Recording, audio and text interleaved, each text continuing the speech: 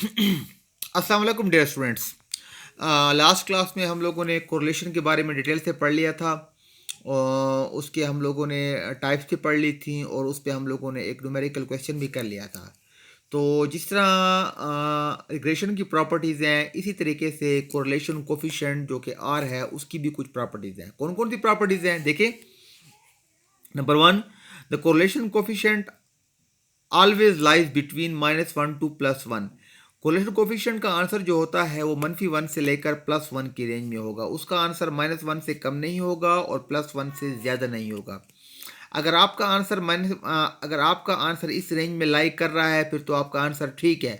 अगर आपका आंसर इस रेंज से बाहर जा रहा है, चाहे इस तरफ जा रहा है चाहे इस तरफ जा रहा है, तो मीन आपका आंसर गलत है। ठीक है, आप अपने क्वेश्चन को दोबारा से देखें, रिव्यू करें। सेकेंड प्रॉपर्टी इसकी ये है, the correlation coefficient is symmetric about X and Y. R X Y is equal to R Y X. Correlation की ये कोफिशिएंट की एक खासियत है कि आप अगर एक्स की जगह पर वाई कर दें और वाई की जगह पर आप एक्स कर दें, अगर आप वेरिएबल्स को इंटरचेंज कर लें तो उसके आंसर पे कोई फर्क नहीं पड़ता। जो एक्स वाई का आंसर होगा वही वाई एक्स का ही आंसर आएगा। क्लियर हो गया। थर्ड प्रॉपर्टी इसकी ये है, correlation coefficient is independent of origin and scale. अगर आप कोई इजाफी वेरिएबल उसमें डाल देते हैं डेटा में और उसका आप कोरिलेशन कोफिशिएंट मालूम कर लेते हैं तो उसका आंसर और ओरिजिनल वाली वैल्यूज का आंसर सेम आएगा, उसमें कोई फर्क नहीं पड़ेगा। ठीक है। सेकंड ये कहता है, correlation coefficient is the product of the two regression coefficient. अगर आपके पास दो बी की वैल्यू हो, बी एक्स वाई हो और बी वाई एक्स हो, ठीक है, और अगर आप इनको मल्टीप्लाई करें और उसका अंडर रूट ले लें तो उसका आंसर भी कोरिलेशन कोफिशिएंट के इक्वल आएगा। क्लियर हो गया। फाइव प्रॉपर्टी ये है कि if R is equal to zero, अगर आर की वैल्यू जीरो आ जाए it mean variables are independent, तो वेरिएबल आपके पास इंडिपेंडेंट है। क्लियर हो गया। ओके, एक और कोरिलेशन की टेक्निक आज हम पढ़ते हैं, उसे हम कहते हैं स्पेयरमैन्स रैंक कोरिलेशन कोफिशिएंट। एक्चुअली जो आपने पहले वाला को पढ़ा, कोरिलेशन कोफिशिएंट पढ़ा आर, ये आपको प्रोवाइड करता है, ये आपके पास तब वैलिड होता है जब आपके पास डेटा क्वांटिटेटिव डेटा हो। क्वांटिटेटिव वेरिएबल को मेजर करने के लिए हम लोग सिंपल पहले वाला कोरिलेशन कोफिशिएंट है, इसको हम स्पेयरमैन रैंक कोरिलेशन कोफिशिएंट भी कहते हैं, बिकॉज स्पेयरमैन ने इसको इंट्रोड्यूस किया है। तो अगर आपके पास वेरिएबल क्वांटिटेटिव हो तो फिर तो आपने प्रोडक्ट मूवमेंट कोरिलेशन कोफिशिएंट ही हम लोगों ने आपने क्या करना है, उसको क्या कहते हैं, यूज करना है। लेकिन अगर आपके पास वेरिएबल अगर क्वालिटेटिव हैं तो फिर स्पेयरमैन रैंक कोरिलेशन कोफिशिएंट हम लोग यूज करेंगे, या इसको हम सिंपली रैंक कोरिलेशन भी कोफिशिएंट भी इसको सिंपली रैंक कोरिलेशन कोफिशिएंट भी कह सकते हैं। इसमें डिफरेंस क्या है, इसमें जस्ट हमने वेरिएबल्स की रैंकिंग करनी है।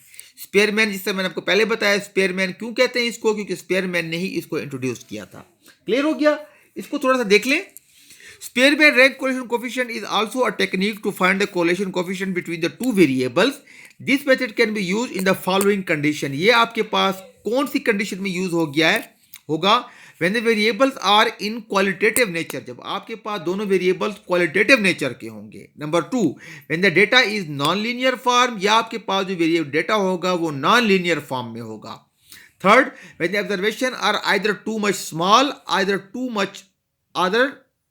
टू मच लार्ज, या आपके पास जो ऑब्जर्वेशन है या तो बहुत बड़ी बड़ी वैल्यूज हो या बहुत ही माइनर छोटी वैल्यूज हो, उनकी कैलकुलेशन काफी कम्प्लेक्स हो जाती है, तो इस सूरत में फिर हम लोग रैंक कोरिलेशन कोफिशिएंट की टेक्निक को यूज करेंगे। क्लियर हो गया। ये formula, the formula to calculate this is rs is equal to 1 minus 6 sum of d square divided by n into n square minus 1। और याद रखें, जिस तरह आम कोरिलेशन कोफिशिएंट की वैल्यू भी आपके पास -1 से +1 की दरमियान में होती है, इसकी वैल्यू भी -1 से +1 की रेंज में होगी। d क्या है, d आपके पास है r ऑफ x और -r of y। r means ranking. Ranking of X minus ranking of Y. ठीक है, आपने क्या करना होगा, जितनी वैल्यूज होगी उसको उसकी आपने रैंकिंग करनी होगी, उसको आपने नंबर असाइन करने होंगे। ठीक है, in this method we will rank the both observation. The ranking can be done either by ascending order और डिसेंडिंग ऑर्डर। आप छोटे से बड़े की तरफ से भी रैंकिंग कर सकते हैं और बड़े से छोटे की तरफ भी रैंकिंग कर सकते हैं। अब रैंकिंग हम लोग कैसे करेंगे, ये जो हम ये अभी हम इसको कहते नहीं है वो क्वेश्चन देखते हैं तो उससे आपको आइडिया हो जाएगा। क्वेश्चन देखें इसका। A biologist wishes to see the relationship between the height of a tall trees and their diameters. एक बायोलॉजिस्ट है, वो height of a tall trees हैं और उनके जो डायमीटर के दरमियान रिलेशनशिप देखना चाहता है। ठीक है, ये उनके डायमीटर है 1024, ये इंचेस में है, और हाइट कितनी है 261 फीट है। ऐसे ही 950 है और हाइट क्या है 321 है। अप टू 1 सारे के सारे आपके पास आ गए। क्वेश्चन क्या कहता है, compute the rank correlation coefficient and interpret the result. Question में आपको मेंशन किया जाएगा कि आपने रैंक कोरिलेशन कोफिशिएंट से क्वेश्चन करना है या आम मेथड से क्वेश्चन करना है, एंड इंटरप्रेट द रिजल्ट। कैसे करेंगे इसको देखें। ये आपके पास x हो गया और ये आपके पास y हो गया। अब पहले हम लोग x की रैंकिंग करते हैं और फिर हम लोग y की रैंकिंग करते हैं। ठीक है, अब x में आप देखें छोटी से छोटी वैल्यू कौन सी है। इसमें आपके पास छोटी से छोटी वैल्यू है 442 है, इसको आपने रैंकिंग में 1 नंबर असाइन कर दिया। क्लियर। इससे बड़ी कौन सी है 451 है, इसको आपने 2 नंबर दे दिया। उससे इसके बाद वाली कौन सी वैल्यू है 505 है, इसको आपने 3 दे दिया। उसके बाद कौन सी है 546 है, इसको आपने 4 असाइन कर दिया। अप टू 10 ऑब्जर्वेशन है और आपने इनको 1 2 3 अप टू 10 तक नंबर असाइन कर दिया। आपकी मर्जी है, मैंने रैंकिंग किया है स्मॉलेस्ट से लार्जेस्ट की तरफ। आप चाहें तो जो बड़ी बड़ी वैल्यू है उसको आप 1 का नाम दे दें, उससे छोटी वाली वैल्यू को 2 का नाम दे दें, फिर उसके बाद छोटी वाली वैल्यू को 3 4 5 6 7 8 10 अप टू 100, जिस तरीके से भी आप कर सकते हैं। ठीक है, या आप छोटे से बड़े की तरफ रैंकिंग करें या आप बड़े से छोटे की तरफ रैंकिंग कर लें। क्लियर हो गया। जो रैंकिंग आपने एक्स की है उसी मेथड से रैंकिंग आपने वाई की करनी है। वाई में आपने देखना है छोटी छोटी ऑब्जर्वेशन कौन सी है 83, इसको आप 1 का नाम दे दें। उसके बाद बड़ी कौन सी है, उसके बाद आपके पास बड़ी है 108, उसको आप 2 का नाम दे दें। अप टू 1 आप 10 ऑब्जर्वेशन का नाम दे दिया। ठीक है। हाँ, इसमें एक और बात होती है, अगर सपोज वैल्यूज रिपीट हो रही हो, फॉर एग्जांपल ये 108 आपके पास 2 टाइम आ जाए तो उसको रैंक करने का प्रोसीजर भी है, लेकिन वो थोड़ा सा ज़रा डिफिकल्ट है, टेक्निकल है। मैं आपको वो क्वेश्चन नहीं करवा रहा, मैं आपको जस्ट वही क्वेश्चन करवा रहा हूँ जिसमें वैल्यूज की रिपीटिशन ना हो, हर वैल्यू एक टाइम रिपीट हो रही हो, एक टाइम उसने अकर हो रही हो। क्लियर हो गया। ये हो गया रैंकिंग। अब हमने क्या करेंगे, हमें चूंकि डी चाहिए, फार्मूला क्या है, सम 1 माइनस ये होल है 6 सम ऑफ डी स्क्वेयर। अब आप डी कैसे मालूम करेंगे, डी आपके पास कहलाता है ranking of X minus ranking of Y. आप क्या करेंगे, हर एक्स वाली रैंकिंग में से वाई वाली रैंकिंग को माइनस करेंगे। कैसे, 10 माइनस 8 प्लस का 2, 9 माइनस 10 माइनस का 1, 2 minus 6 minus 4, 3 minus 9 minus 7, 8 minus 4 plus का 4 अप टू 1 सारे के सारे आपके पास आ गए। अब आपको क्या चाहिए, चूंकि डी का स्क्वायर चाहिए तो 2 का स्क्वायर 4, माइनस 1 का स्क्वायर 1, माइनस 4 का स्क्वायर 16, माइनस 7 का स्क्वायर 49। ये तमाम ऑब्जर्वेशन के आपने स्क्वायर कर लिए, इनका सम कितना है 159 आया। इस फार्मूले में पुट करें, r is equal to 1 minus 6 mean 6 ये इस ऑब्जर्वेशन के साथ मल्टीप्लाई हो रहा है। 6 into sum of D square n into N square minus 1, 6 n क्या है 159 हो गया, और n 10 वैल्यूज है, और n स्क्वायर 10 का स्क्वायर माइनस 1, तो कितना आया 1 माइनस 954 डिवाइडेड बाई 990 आपके पास आ गया। और इसमें से इसको पहले क्या करेंगे, इसको इस पे डिवाइड करें, फिर इसमें से 1 को माइनस करें तो आपके पास 0.036 आंसर आ गया।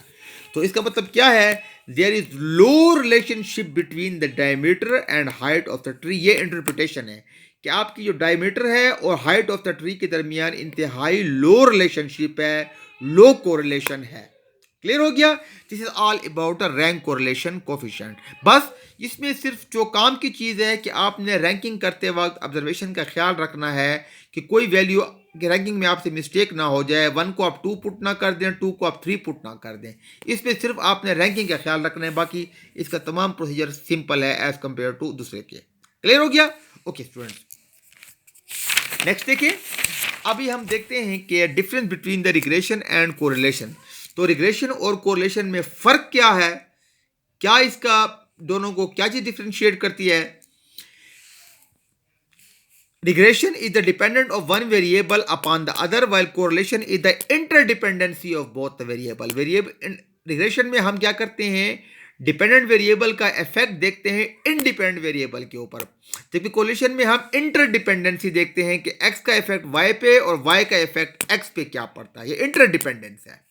Number 2, in correlation R X Y is equal to R Y X. अगर आप कोरिलेशन में आप x को y कर दें और y को x कर दें, लेकिन तो कोई आंसर में कोई फर्क नहीं पड़ता। जबकि रिग्रेशन में अगर आप x को y कर दें और y को x कर दें तो आंसर तो b की वैल्यू में डिफरेंस आ जाता है, सेम नहीं आते। क्लियर? 3 क्या है? Regression provide the idea of slope while correlation does not. Regression आपके पास आपको क्या करता है, बी मीन स्लोप। जब आप लाइन बनाते हैं तो लाइन मीन आपको स्लोप बताता है कि आपकी लाइन किस नेचर की है। क्लियर है? तो कोरिलेशन आपको लाइन नहीं बताता। इसमें एक और फोर्थ पॉइंट आप अपनी तरफ से लिख लें। मैं आपको कहते नहीं वो मैं आपको उसका जो वैल्यू है, सॉरी फोर्थ पॉइंट मैं आपको बता देता हूं। वो क्या है कि in regression we can do prediction while correlation we cannot do prediction। Regression में हम लोग प्रिडिक्शन कर सकते हैं, जबकि कोरिलेशन में हम प्रिडिक्शन नहीं कर सकते। कोरिलेशन जस्ट आपको स्ट्रेंथ बताता है कि दोनों वेरिएबल की स्ट्रेंथ में किसी किस्म का रिलेशनशिप है या नहीं है। Clear students? तो ये तमाम आपके पास हो गए, रिग्रेशन और कोरिलेशन का चैप्टर आपका कंप्लीट हो गया। चूंकि सिंपल था तो हमने जस्ट आपके कोर्स में यही चीजें हैं, बाकी हमने इसमें कुछ नहीं पढ़ना। तो आप इसको देखें। फिर भी अगर आपको कोई कंफ्यूजन हो, कोई इसमें प्रॉब्लम हो तो आप मुझसे पूछ सकते हैं। इंशाल्लाह नेक्स्ट वीक पे जो क्लास होगी उसमें हम प्रोबेबिलिटी के मुतालिक थोड़ा सा डिटेल से पढ़ेंगे। Thank you so much.